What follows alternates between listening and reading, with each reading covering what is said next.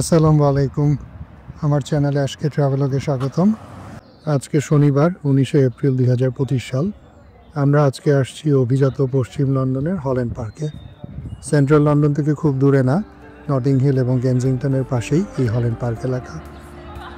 এই এলাকায় আসলেই বোঝা যায় কেন পশ্চিম লন্ডনকে লন্ডনের পশ এলাকা হিসাবে মানুষ মনে করে। বাড়িঘরগুলো দেখলেই বুঝতে পারবেন। এখন স্কুল ছুটি, ইস্টারের জন্য স্কুল বন্ধ টানা 2 সপ্তাহ। ঈদের পরে অফিসে যেমন কাজকর্ম একটু ধীর গতিতে চলে, এখানে অবস্থা একটু ওই ধরনের। আর শহর ছেড়ে চলে গেছে অনেকেই যার যার গ্রামের বাড়িতে, তাই আমরা সেই সুযোগটা আর হাতছাড়া করলাম না। আসার পথে রাস্তাঘাটে ট্রাফিক জ্যাম তেমন একটা ছিল না। লন্ডনের নর্মাল ট্রাফিকের সাথে এর যেন কোনো তুলনাই হয় না। দিনটাও বেশ ভালো। লন্ডনের আনপ্রেডিক্টেবল ওয়েদারে এইরকম সুন্দর দিন পেলে ঘরে বসে থাকাটা যেন মনে হয় বোকামি। আমাদের আজকের গন্তব্য হলো হল্যান্ড পার্কের জাপানিজ গার্ডেন ঘুরে দেখা, যার নাম কিয়োটো গার্ডেন। স্কুল ছুটি থাকার কারণে ঘরে বেড়ানোর জায়গাগুলো বেশ ব্যস্ত, এখানেও তার ব্যতিক্রম না। ঢুকতেই চোখে পড়লো কিয়োটো গার্ডেনের নাম ফলক। অদ্ভুত সুন্দর এই জাপানিজ গার্ডেন ঢুকতেই চোখে পড়লো একটা ছোট্ট লেক এবং ঝর্ণা। অবশ্যই কৃত্রিম ঝর্ণা। লন্ডন শহরের মাঝখানে ন্যাচারাল ঝর্ণা আর কোথা থেকে আসবে? কৃত্রিম অথবা ন্যাচারাল যেটাই হোক না কেন, দেখতে ভীষণ সুন্দর। কালারফুল গাছের পাতা, বনসাই বা বামন সাইজের জাপানি গাছ এবং ল্যান্ডস্কেপিং সব কিছুই বানানো জাপানি স্টাইলে।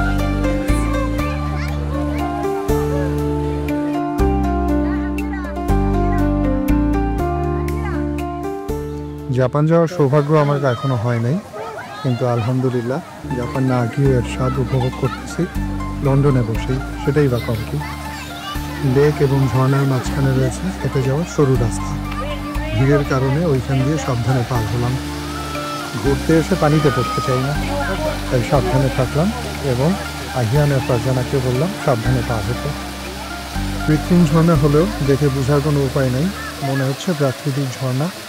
আর পানির মধ্যে রয়েছে কালারফুল মাছ। পাহাড় এবং পাথরের মাঝখান দিয়ে পানি পড়তেছে, খুব সুন্দর করে বানানো।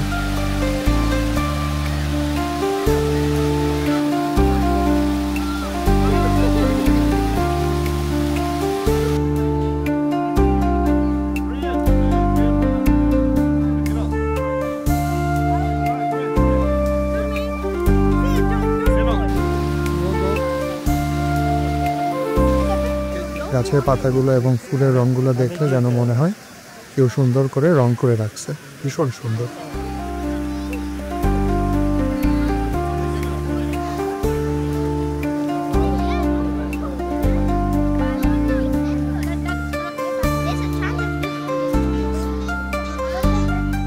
এত সৌন্দর্যের মধ্যেও দেখতে পেলাম ঝগড়া করতে ব্যস্ত একটা হাঁসের পরিবার।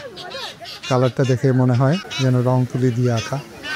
এই ধরনের রাজহাঁসগুলো খুব টেরিটোরিয়াল হয়, আর এর আছে এক গাদা হাঁসের ছানা, তাই সে খুবই বিরক্ত এই পাখিটার উপরে।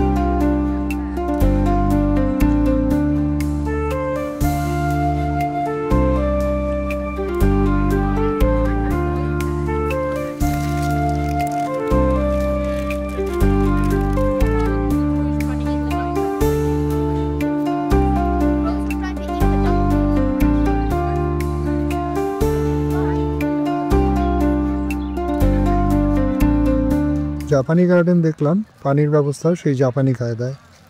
সরু বাঁশের কঞ্চি দিয়ে পানি পড়তেছে একটা ছোট্ট জলাশয়ে। দেখে মনে হচ্ছে যে জাপানের কোনো জায়গায় এই পানির ব্যবস্থাটা। আমি যখন ভিডিও করায় ব্যস্ত তখন দেখি আমারই ভিডিও করতেছে ফারজানা। দেখেন ফুলের কালারটা মনে হয় যেন রং তুলি দিয়ে সাজানো।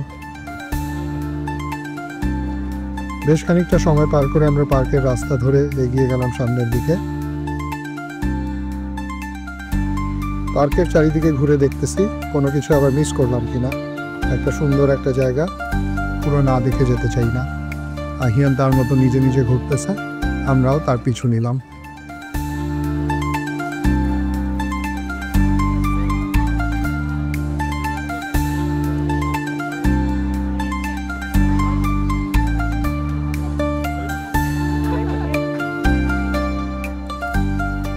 কিয়োটো গার্ডেন দেখার পরে পার্কের রাস্তা ধরে আমরা আগায় গেলাম এই পার্কেরই আরেকটা খুব সুন্দর গার্ডেন দেখার জন্য। ওই গার্ডেনের নাম ডাচ গার্ডেন। নামের সাথে মিল রেখে বানানো এই গার্ডেন হচ্ছে টিউলিপ ফুলে ভরা। নেদারল্যান্ডসের বিখ্যাত টিউলিপ ফুলের গার্ডেনের কথা আমরা সবাই কম বেশি মনে হয় জানি। নেদারল্যান্ডসে না গিয়েও লন্ডনে বসে টিউলিপ গার্ডেন দেখতে পাচ্ছি, আলহামদুলিল্লাহ, আর কি চাই। টিউলিপ গার্ডেনে ঢোকার সেই গেটটাও খুব সুন্দর ফুল দিয়ে সাজানো, আর বাগানে ঢোকার পর তো আমাদের মুখে যেন আর কোনো কথাই বের হচ্ছে না।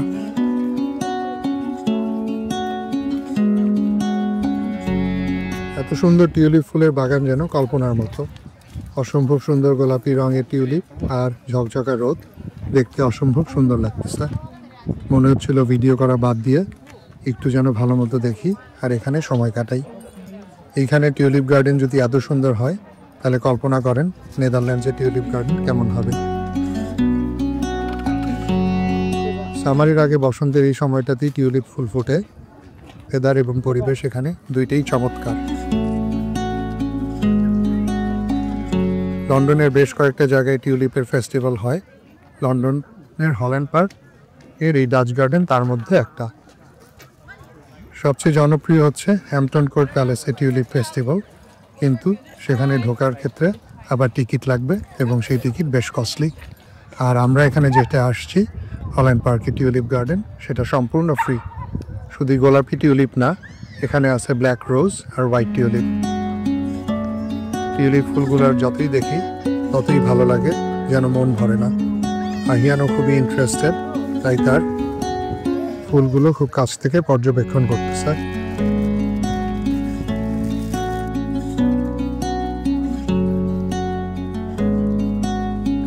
এত সুন্দর টিউলিপ ফুলের বাগান যেন কল্পনার মতো। অসম্ভব সুন্দর গোলাপি রঙের টিউলিপ আর ঝকঝকা রোদে দেখতে অসম্ভব সুন্দর লাগতেছে।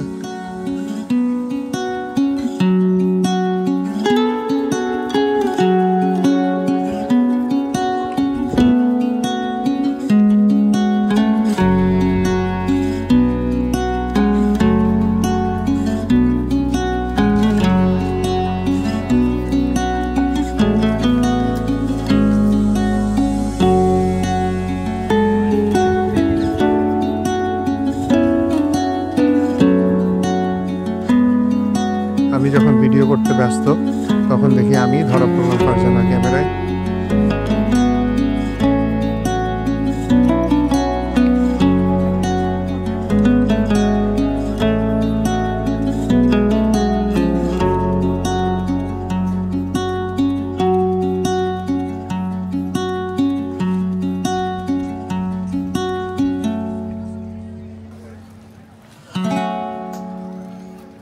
এখানে আবার দেখি বাচ্চাদের খেলার জন্য বড় সাইজের একটা চেস বোর্ড বানানো, খুবই সুন্দর।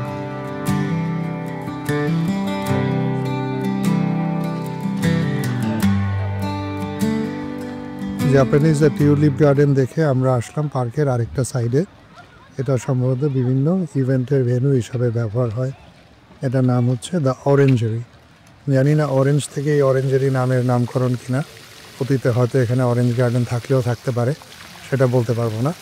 আর জায়গাটা বেশ সুন্দর, সুন্দর একটা ফোয়ারা আর ইভেন্ট ভেন্যুর জায়গাটা ওরা সুন্দর করে সাজায় রাখছে ট্রেডিশনাল ইংলিশ, কালচারাল এবং সোশ্যাল ইভেন্টের পেন্টিং দিয়ে।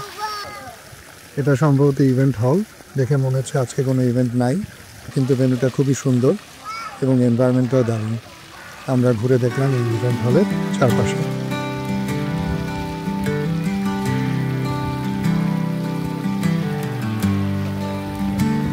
আজকে কোথায় আসলাম বলে দাও। আমরা আসছি আজকে ওয়েস্ট লন্ডনের Kyoto garden, Japanese Fukushima garden. আমরা ওইদিকে দেখলাম একটা ঝর্ণা ছিল, আর এদিকে আসলাম এখানে একটা টিউলিপের গার্ডেন, পিঙ্ক কালারের এবং হোয়াইট কালারের টিউলিপ আর ব্ল্যাক রোজ ছিল, তাই না? আর তারপর এখানে আসলাম, এখানে একটা ঝর্ণা, ঝর্ণার এই পাশে হচ্ছে বেশ কিছু ছবি আছে মিউরাল, যেখানে অতীতে আগেকার সময়ে যখন aristocrat English man and women তারা এখানটায় সম্ভবত সময় কাটানোর জন্য আসতো, এবং যেগুলোর ছবি এখানে আছে সেই কাপড় চোপড় দেখলে বোঝা যায় তখনকার সময় 1800 বা 1700 বা ওরকম সময়কার কোনো টাইমে হবে। ইংলিশ জেন্টলম্যান এবং